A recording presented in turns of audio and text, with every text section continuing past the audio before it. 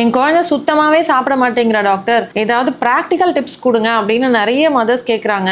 So 5 tips நான் சொல்றேன். So first, குழந்தைங்க வந்து they eat through their eyes. அதாவது குழந்தை ஒரு விஷயத்த பார்க்குறாங்க, அது வந்து அவங்களுக்கு பிடிச்சிருந்ததுன்னா அவங்க சாப்பிடுவாங்க. கலர்ஃபுல்லான plates, tumblers, sippers, straw bottles அந்த மாதிரி ப்ரெசென்ட் பண்ணுங்க. Second thing, மொனோட்டனி. 7 மாசத்துல வந்து நீங்க கஞ்சி ஸ்டார்ட் பண்ணீங்க, இப்போ 1 வயசு ஆயிடுச்சு, அதே கஞ்சியை அதே கப் அண்ட் ஸ்பூன் போட்டு நீங்க கொடுத்துட்டே இருந்தீங்கன்னா டெஃபினெட்லி அந்த மொனோட்டனினால குழந்தைங்க சாப்பிடவே மாட்டாங்க. Please change the texture. மூணாவது விஷயம், கொஞ்சம் பெரிய குழந்தைங்க இருந்தாங்க அப்படின்னா அவங்கள குக்கிங்ல இன்வால்வ் பண்ணுங்க. அவங்களே போய் அடுப்புல சமைக்க வேண்டாம். 2.5, 3 இயர் குழந்தைங்களாம் வந்து காய்கறிகளை வாஷ் பண்ணி கொடு, அண்ட் கொஞ்சம் பெரிய குழந்தைங்கள கட் பண்ணி கொடுக்க சொல்றது. ஸோ அவங்களே அதில் இன்வால்வ் ஆகும்போது ஃபுட்ல வந்து மோர் இன்ட்ரெஸ்டடா இருப்பாங்க. ஃபோர்த் டிப், டிவார்மிங் பற்றி நிறைய சொல்லியிருக்கேன் நான்.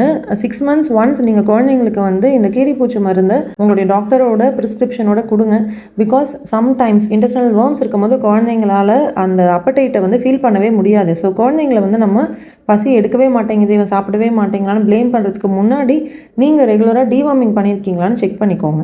ஃபிஃப்த் பாயிண்ட் என்ன அப்படின்னா, ஃபர்ஸ்ட் இந்த அட்ரஸ் பண்றது. நீ ஒண்ணுமே சாப்பிட மாட்டேங்கிற, அவன் பாரு எவ்வளவு சாப்பிட்றான், உன்னுடைய ஃப்ரெண்டு பாரு எவ்வளவு சாப்பிட்றான் அப்படின்னு சொல்லிட்டு இந்த கம்பேரிசன் பண்றது, அவங்கள லேபிள் பண்றது, அதை பண்ணாதீங்க பேரண்ட்ஸ். ஸோ ட்ரை பண்ணி பாருங்க. வேற ஏதாவது நீங்க பண்ணி சக்சஸ்ஃபுல்லா ஆனீங்க உங்க குழந்தைங்களோட அப்படின்னா அதையுமே வந்து எக்ஸ்பீரியன்ஸா எங்களுடைய கமெண்ட்ஸ்ல ஷேர் பண்ணுங்க. தேங்க்யூ.